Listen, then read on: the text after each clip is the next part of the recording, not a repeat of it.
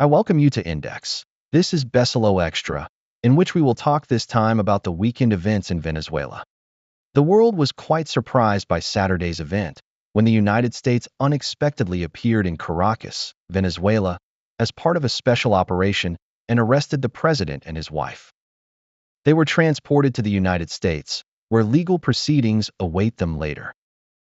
The question I would like to get an answer to from Gabor Sismazia, Senior Research Fellow at the John Lucas Institute of the University of Public Service, is what actually happened. Was Venezuela hit by a military operation, or is it rather a targeted arrest?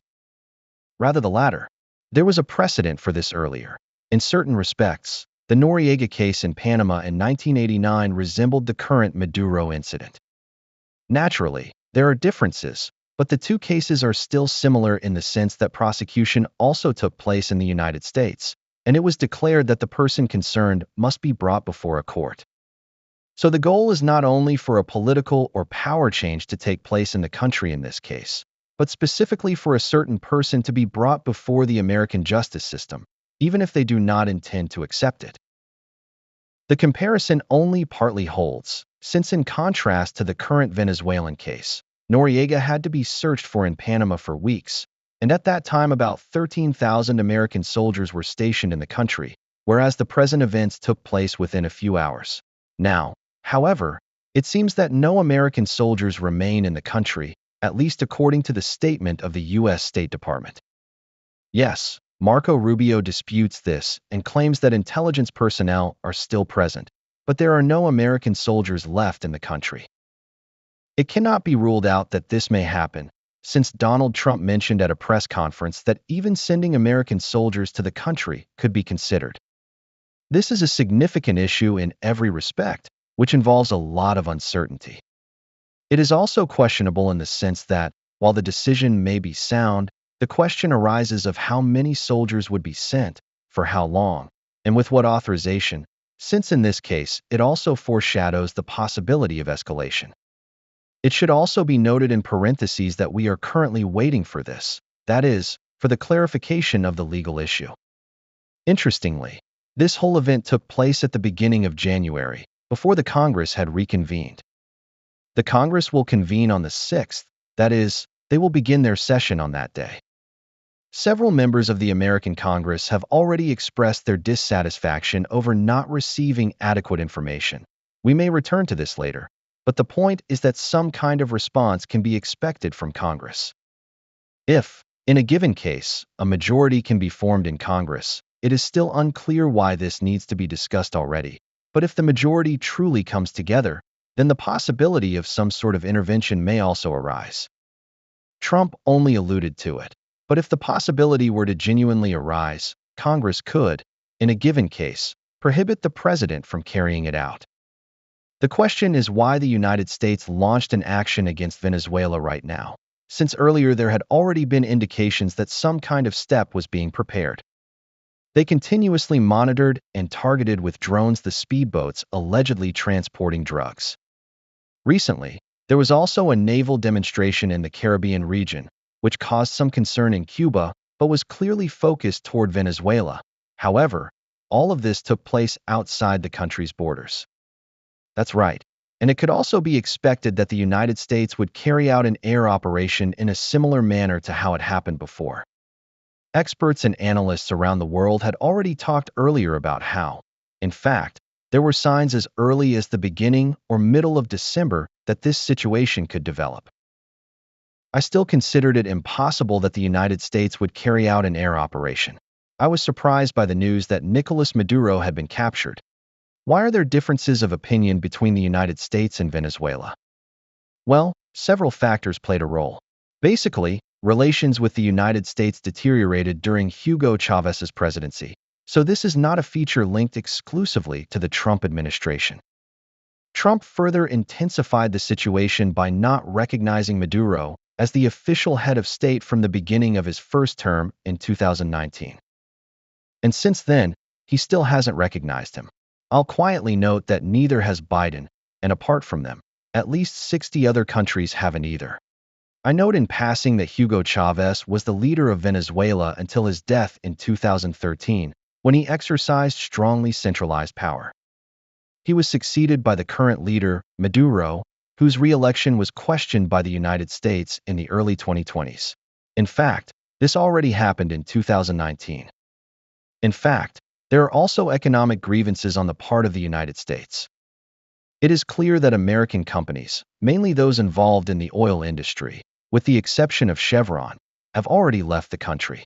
Even during the Biden administration, Venezuela was under sanctions, which made it difficult for American firms to return if they ever intended to do so. It seems that the situation is now beginning to change. In addition, human rights complaints have also been raised by the United States, as an increasingly severe humanitarian crisis has developed in Venezuela. On the one hand, the country has vast oil reserves. On the other hand, in recent years, its economy has been hit by significant hyperinflation. On the other hand, in previous years, serious structural problems developed in living conditions and in the infrastructure systems. As a result of the negligence of the Venezuelan leadership, a situation has developed that triggered a wave of migration in the region. This is accompanied by what Donald Trump and Republicans in general often talk about, that Maduro, his family, and his close associates were presumably involved in international drug trafficking cases, including handling and redirecting cocaine shipments. This is significant in the United States because the most serious drug problem there is actually related to fentanyl, which is linked more to Mexico and China than to Venezuela. In the United States, about 75,000 people lose their lives each year due to fentanyl overdoses, which in itself represents a serious social problem. This is important because when Trump spoke a lot about illegal immigration during his campaign and in recent years, he only presented one side of the story. The other side of the story was about drug trafficking, which continued despite Donald Trump's efforts to curb illegal immigration. That's why I say that Trump is under domestic political pressure, partly because of his own political promises to take concrete steps in the fight against drugs, and from that perspective, bringing Maduro to justice is also related to the issue. All right, I understand that, but a similar observation would also hold true for other countries. Why did this issue become so sensitive specifically with Venezuela, we might add? Venezuela is still a socialist country, which is somewhat isolated within the international community, since it has few allies left. Venezuela most likely maintains its closest relations with Cuba, Russia, China, and a few other Latin American countries, but beyond that, it does not have many allies. Venezuela has one of the weakest economies in South America, which results in the state being unable to properly fulfill its social role, and it cannot even take advantage of the fact that it possesses about 20% of the world's oil reserves to produce enough petroleum to strengthen or restore its economy. If we think this through, it becomes clear that all major oil companies, except Chevron, have already withdrawn from Venezuela. They presumably look back with mixed feelings, since it is an enormous amount of crude oil whose extraction could bring numerous advantages from the viewpoint of American economic interests. Although the United States currently does not need this resource, significant economic effects could be achieved through the possibility of oil extraction and influencing international prices. For example, it would be possible to influence the price of the unofficial sale of Russian crude oil as well, reducing its market value. That's right. So in fact, it is Venezuela's network of foreign relations that makes the country valuable to certain international actors. It should be noted that the drug issue alone is not enough reason for this. Trump's case is often mentioned when he reduced the sentence of a former Honduran leader who, in earlier years, had brought a significant amount, even hundreds of tons, of cocaine into the country. So in this case, the drug-related matter is only one factor among many. The main point of interest regarding Venezuela is that the country has been linked to China and Russia in several areas, which have supported the Maduro government to some extent. On the other hand, Venezuela can be associated with Iran, and previously, during the period of the Assad government, there were certain forms of cooperation with Syria as well. In fact, this was one of the factors that did not meet with the approval of the Trump administration, and therefore several concerns arose. In this case, a geopolitical consideration also plays a role, namely that certain steps are not intended to be taken. Marco Rubio spoke openly about this the other day, if I remember correctly. This is also included in the national security strategy and can essentially be traced back to the era of the Monroe Doctrine in American geopolitical thought. It is not advantageous for the United States if unfriendly or rival powers, such as China or Russia, gain lasting influence in any way, whether economically, politically, or in intelligence matters, within its own sphere of interest, that is, in the Western Hemisphere. The issue of Venezuela was partly about geopolitical and power interests, not only about economic matters or the role of oil. What might follow from all this? And soon there will also be talk of the American domestic political aspects. What could be the further development? If the American military presence is missing and it was rather a quick, targeted operation, then the question arises, how does Washington plan to stabilize and resolve this situation? Fundamentally, stability is Washington's primary interest, and by now this has become clear, even in cooperation with Maduro. One of the main problems was that the situation was not sufficiently stable. From the American point of view, it was not the current operation that triggered the instability or the processes undermining stability. They interpret the situation differently. According to them, until now Maduro has caused tensions in the region, and now there is an opportunity to stabilize conditions in Latin America, or at least in part of South America. This is important because the question arises as to how to move forward. How will the transfer take place? And Maduro was not regarded as a legitimate president. The question arises in connection with the topic of exporting democracy, although this is not exactly what it is about, that if we followed this approach, we could say that several members of the Venezuelan opposition were already supported by the Trump administration earlier, going back as far as 2019, which could serve as an example. Are we talking about the elections? Yes, so elections are being announced, and in principle the transfer of power would take place to the opposition. At the same time, Trump hinted that in reality he may not necessarily count on the opposition.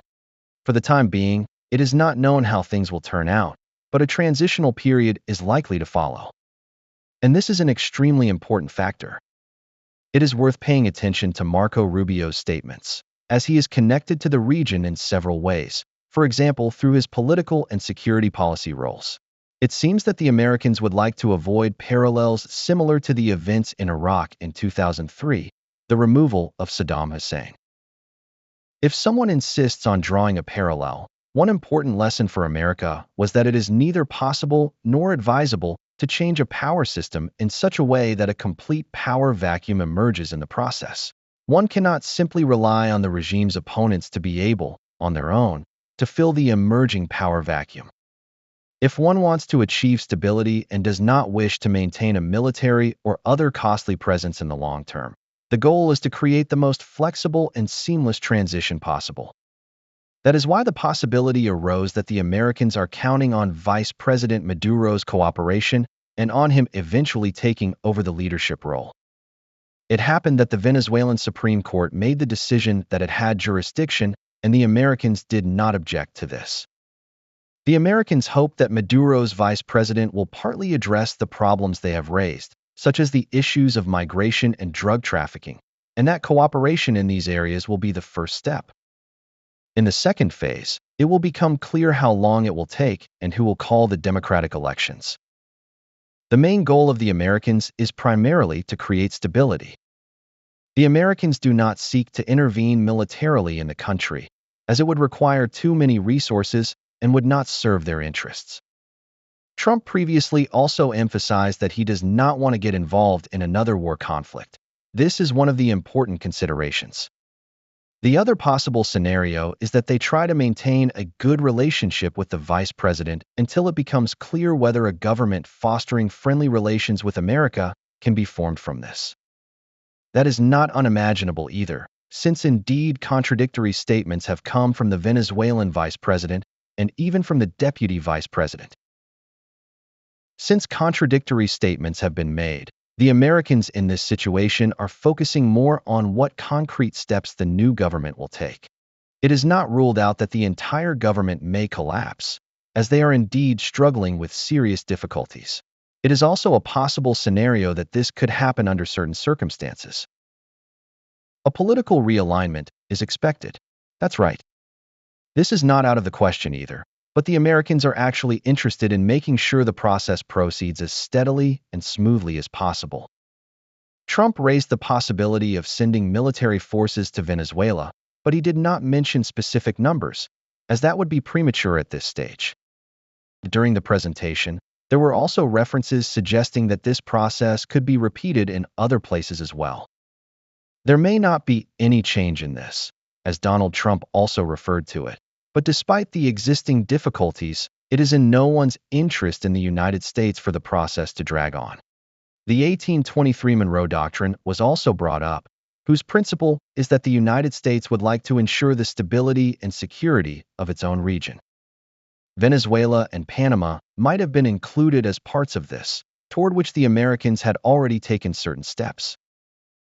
If oil production were to stop in Venezuela, from which Cuba has so far enjoyed significant benefits since it could not obtain crude oil from elsewhere, then Cuba's economy would also be weakened. It is hard to imagine an American president who would not be bothered by the fact that a country with a socialist system is located in the immediate vicinity of the United States. Could it arise that Cuba will be the next affected country? It is likely that if there is another affected country, it could be Cuba, since even by itself the fall of the Venezuelan leadership or the end of Maduro's power would have a significant impact on Cuba. For example, the Cubans previously supported Maduro, which in itself could be a sign. Although the message was not intended for Cuba, it unintentionally signaled to them that they are capable of taking firm action against them. On the other hand, there was also cooperation between Venezuela and Cuba in which Venezuela supplied oil to Cuba, while Cuba provided intelligence support. Thus, a mutual partnership developed between them. If a substantial foreign policy change occurs in Venezuela, which is essentially the goal of the United States, it will likely also affect Cuba and could by itself limit the country's room for maneuver. After that, the question may also arise as to what steps the United States is planning regarding Cuba. Although this is unlikely in the short term, in the medium term it is conceivable that they might initiate some form of cooperation or political rapprochement, but time will tell.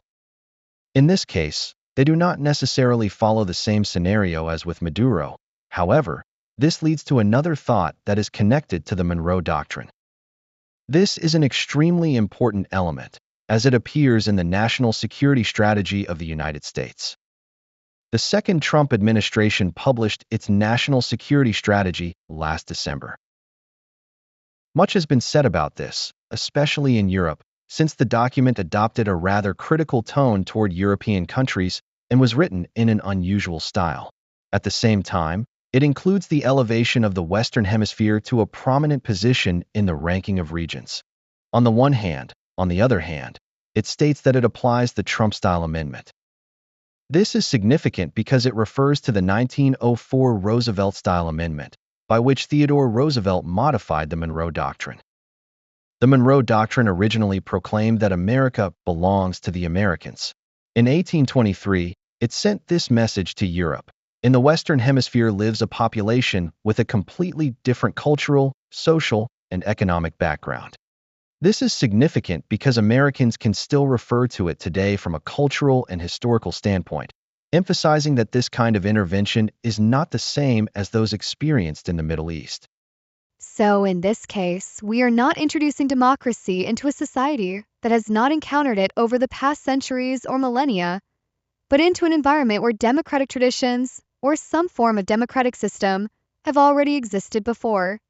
Thus, the Monroe Doctrine refers partly to itself and partly to the Chinese and the Russians as well, warning them not to expand in the region.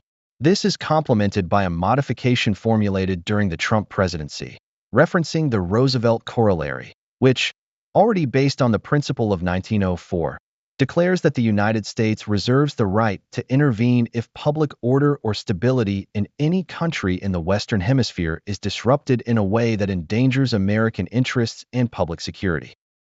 It is worth noting as an interesting fact that the source of the Roosevelt Corollary at the time was Venezuela. Therefore, from the perspective of what we see now, it is important to mention that the Trump-era amendment was declared quite openly by the Americans in the National Committee.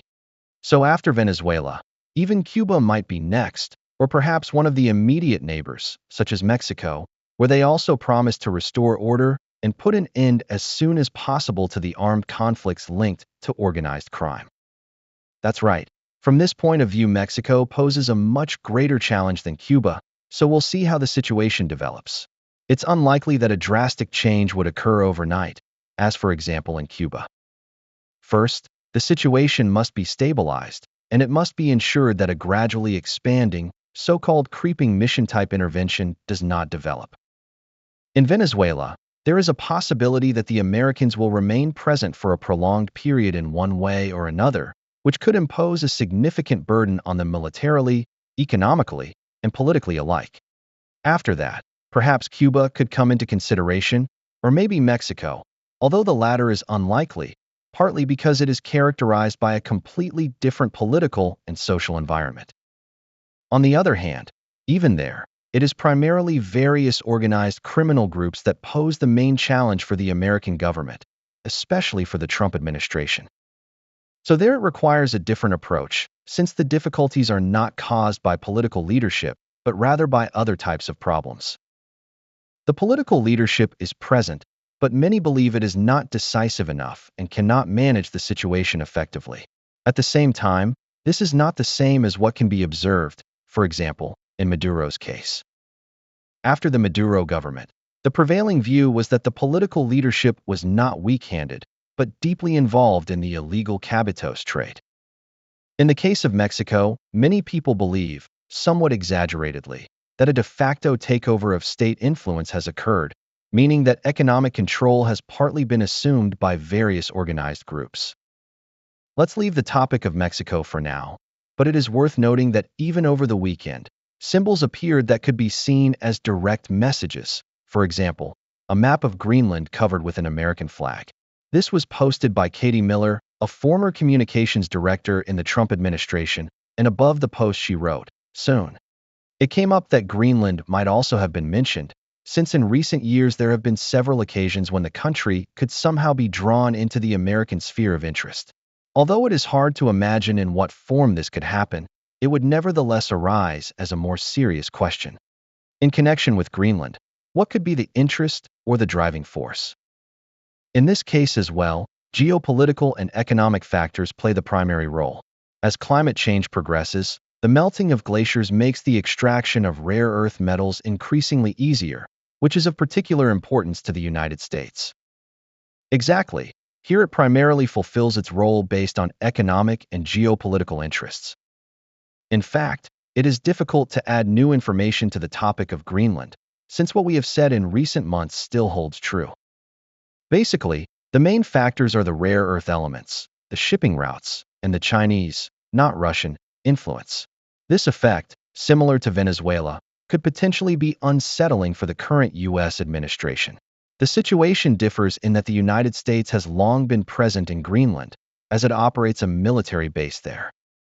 In this context, if we make a comparison, it becomes clear that we are dealing with an alliance relationship. We will elaborate on this in more detail shortly. Or rather a glance directed toward the North Pole.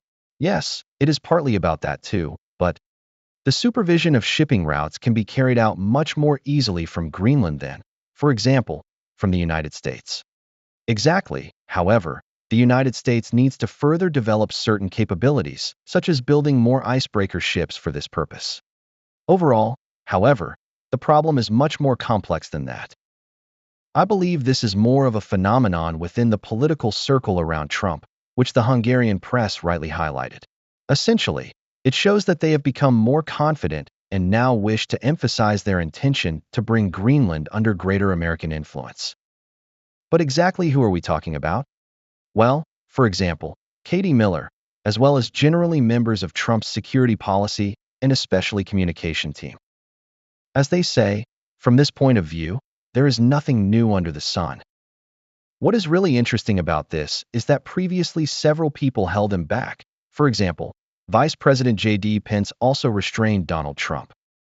If we think back to the first weeks of his presidency, the first month or two, Trump was already making firm statements about Greenland, not for the first time. It was Vice President J.D. Pence who put it more cautiously, saying that, of course, it was not about occupying the country, probably not about the takeover of Greenland, but rather about striving for some sort of mutual agreement with it. The special thing about this is that the planned visit to Greenland, that is, Greenland. Of course, yes, since then Wentz's communication has also changed in this respect, but the main point is that actually since then, and that's why I say there's not much new to say about this, regarding Greenland, strange as it may sound, despite the fact that this meme or image appeared in the online social space, the US government has not conducted particularly active communication about the matter. Let's give a concrete example. Greenland is not mentioned at all in the aforementioned national security strategy. Panama is not specifically mentioned either, but there are clear indications that Panama still belongs to the sphere of interest of the US government. Greenland, however, does not appear in this regard at all. But here comes the other problem. If the United States somehow intervenes in Greenland's affairs and does so, say, in a non-democratic manner, this could lead to a clash between the United States and Europe, and within NATO a rift could also emerge that might weaken the entire military alliance. Yes, this tension has always been present in the background from this point of view, although in fact, based on the experiences of the past year, the Trump presidency has shown that he succeeded in imposing his will on the Europeans, both as an EU member state and as a NATO member state. Thus, the United States' firm stance ultimately brought results for him. I don't think their real aim is to increase tension in the region. I know that what was written in the national security strategy actually further increased the tension. In Europe, many people have firmly assured and confirmed this. In fact, it is clearly visible that it would not be advantageous for the United States either to treat Greenland as an easily accessible target, since an agreement must be reached here with an ally, whether in the field of financial, intelligence, or other forms of cooperation. That's why I say we shouldn't compare different situations. Greenland's case is not the same as, for example, that of Venezuela or Panama. For this very reason, I'm optimistic about Greenland's future in several respects. Let's return to the domestic political issues of the United States. Wouldn't congressional authorization have been necessary for the Venezuelan initiative? In theory, yes, it should have been. In the United States, the main debate is actually not about the issue of international law, but about whether Venezuela's sovereignty has been violated. I think most people accept or acknowledge this as a fact. In this matter, there is actually no debate, as there is general agreement in this respect. On the other hand, this topic does not arouse their particular interest. I note that neither the Republicans nor the Democrats are really concerned about it. The Democrats are now mainly voicing criticism because Donald Trump was in power, although similar cases also occurred during previous Democratic administrations. Right now, I would rather draw a clear parallel. On May 2, 2011, during Barack Obama's presidency, nearly 10 years later, American soldiers captured and killed Osama bin Laden in Abbottabad, which at the time belonged to Pakistan, thereby violating Pakistan's sovereignty. Of course, I am not claiming that this completely corresponds to the case of Maduro's capture. I merely wish to point out that even during democratic governments, there have been instances when Americans entered the territory of other sovereign countries without seeking special permission.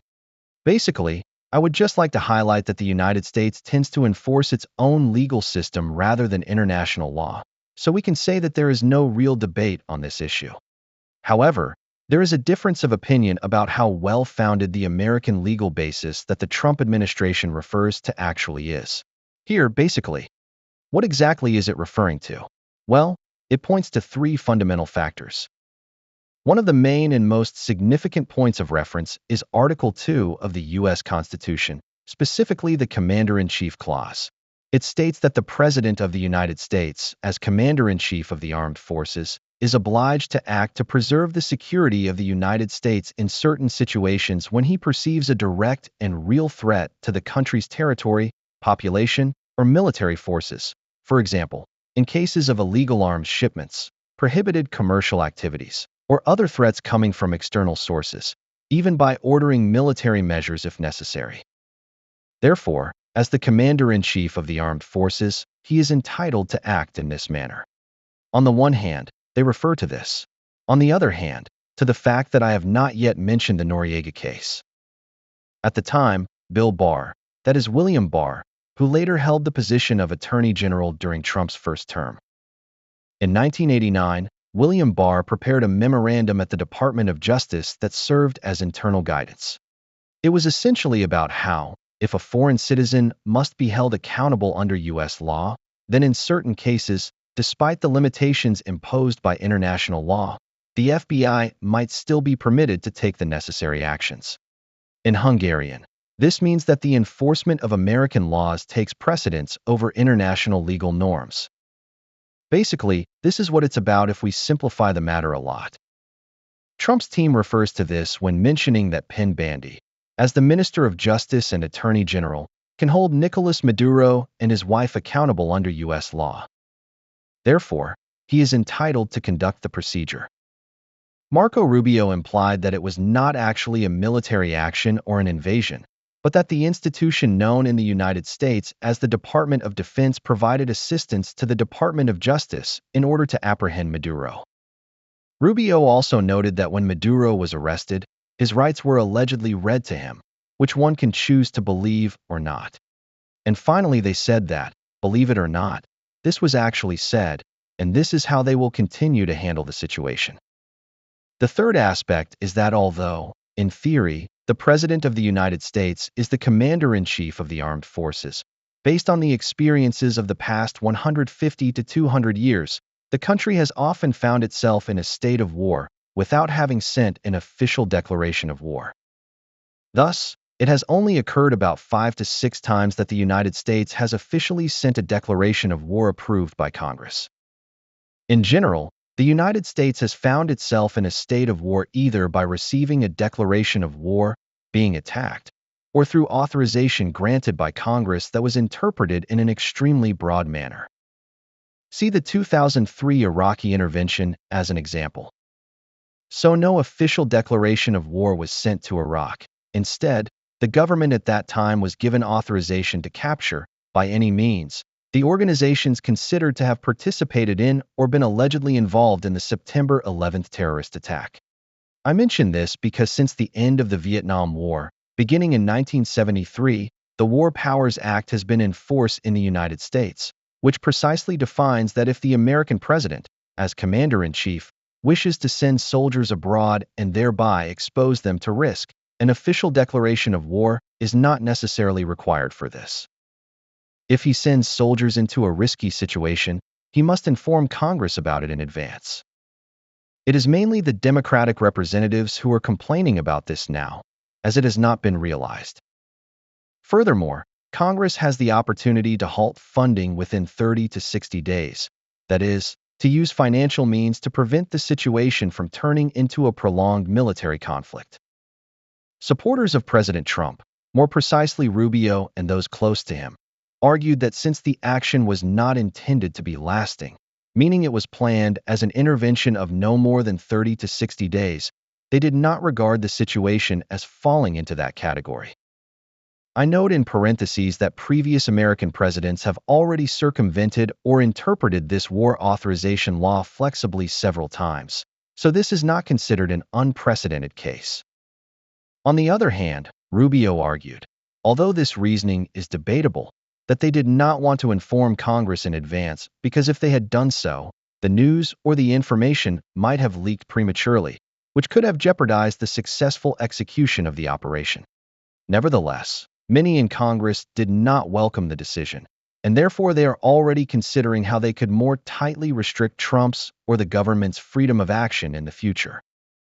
After the weekend events, strong reactions came from China and several European countries, creating the impression that the United States had not only disregarded previous international norms, but was acting as if there were no longer any unified rules to which it should conform. The European criticisms were simply ignored. The question arises, how much do European positions and opinions still matter? How seriously is Europe taken in Washington these days? It seems that, based on the national security strategy, it does not really receive special attention. Generally speaking, This is mainly characteristic of the Republicans and especially of Trump's foreign policy, in that patience toward the European countries has essentially run out. There is, incidentally, extensive literature available on this subject, and one could look back at least 15 to 20 years on the topic. I would just note that, on the Republican side, that criticism of Europe was already articulated years ago, namely that the United States would prefer Europe to become more unified, to develop its own defense strength, and to take greater responsibility for the security of its immediate region. I am primarily thinking of the Balkans and, more broadly, of Eastern Europe. A good example of this is the wartime situation in Russia. In other words, Europe should take greater responsibility for the security and stability of its own direct and indirect environment. However, whenever European countries try to make progress in this direction, for example through initiatives aiming at so-called strategic autonomy, which can also be associated with Emmanuel Macron's name, this generally does not receive real, substantial support at the political level. Americans, especially Republicans, believe that European countries are unable to properly take care of their own security. From the American perspective, this means that Europeans talk a lot, but in reality do not take decisive steps to defend their interests. This attitude is clearly reflected in the United States' national security strategy and in its foreign policy communication, which increasingly conveys that Americans' patience toward Europe is wearing thin. In this context, especially on issues concerning the Western Hemisphere, Americans generally do not pay much attention to the opinions held by Europeans. I note in parentheses that although new European reactions and statements keep coming at both EU and member state level, from what I have observed so far, they do not actually have any substantial effect on the American positions. In other words, we are monitoring the events and expressing our concern regarding sovereignty, while our goal is to ensure that the best possible solution is reached for the Venezuelan people. The Americans agree with certain parts, but in other respects they think it is fine if the Europeans express their concerns and monitor the events, since many other actors can do so as well. The Americans are much more interested in how, for example, Russia and China respond to the situation, especially as members of the UN Security Council, and what consequences this might have. In this sense, the United States has indeed asserted or reintroduced a great power approach into the system of international relations. The essential question is how long it intends to, so to speak, carry on with this approach.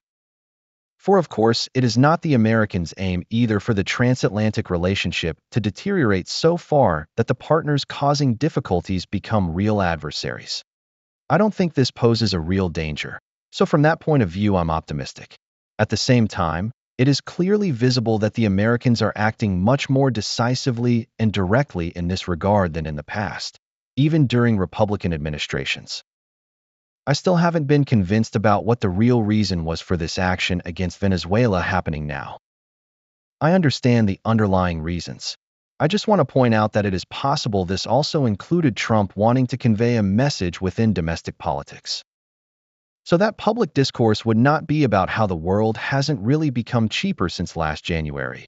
There are still livelihood difficulties in the United States, and not everything has become perfect after all. Of course, this is also part of the story. That's why I said earlier that Trump put pressure on himself, whether intentionally or unintentionally. He talked so much about illegal immigration and drug trafficking, especially about fentanyl, that the problem is essentially similar to other cases. He talked so much about these things that it has now truly become necessary to show some tangible results, which has emerged as an expectation from this point of view. It was also an expectation that those against whom an indictment had already been formulated in 2020 during the first Trump period should be held accountable before the American judicial system. This remark is not closely related to the topic. It merely touches on the domestic political mood and the situation surrounding the so-called Epstein case. In connection with the Epstein case, the Minister of Justice and the ministry received a somewhat unfavorable assessment in America since they did not act as decisively as many people, even within the Trump circle, would have expected. Marjorie Taylor Greene, whose term ends today, gradually turned from one of the most determined Trump supporters into a Trump critic.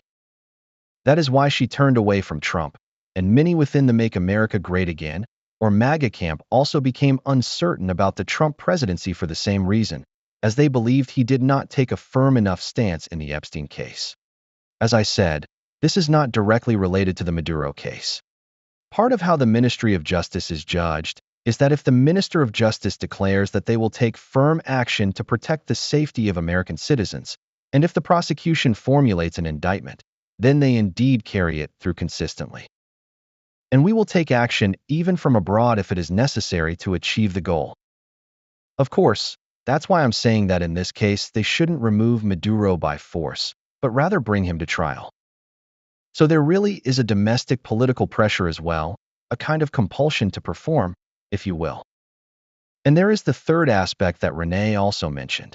In fact, the situation is not so unfavorable economically or in terms of Trump's reputation, although it is undeniable that many have become uncertain because of the unexpected negative effects of the tariff policy. From this point of view, therefore, the Trump administration has something to counterbalance. It is obvious that foreign policy, especially in the American political system, is an area where the executive power, that is, the president, has much greater freedom in making his own decisions. Many people also classify the Nobel Peace Prize and, more generally, the ending of wars into this category. It may happen that the president cannot achieve significant results domestically, at most through executive orders or cooperation with Congress, yet in the field of foreign policy, he is able to demonstrate tangible successes. However, this does not succeed in every area. For example, so far not in the case of the Russian-Ukrainian war. From this perspective, this is also a logical interpretation.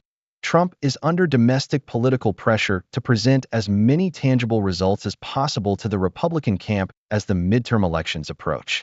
Because of this, several analysts believe that if he manages to take an even firmer stance toward Cuba, it could have a particularly favorable effect among American voters of Cuban, South American, and Venezuelan origin. So from this perspective, this could contribute to an increase in Republican votes. In summary, and answering the question posed in the program's title, it seems that the next country to attract American foreign policy attention could be Cuba. The most likely target is Cuba, yes. If the process continues, then indeed Cuba is the one that is currently at the center of attention. Gabor Sismazia, thank you very much for accepting the invitation. I also thank you for the opportunity. And I thank you for staying with us over the past nearly 3/4 of an hour. This was the Index Discussion Extra program.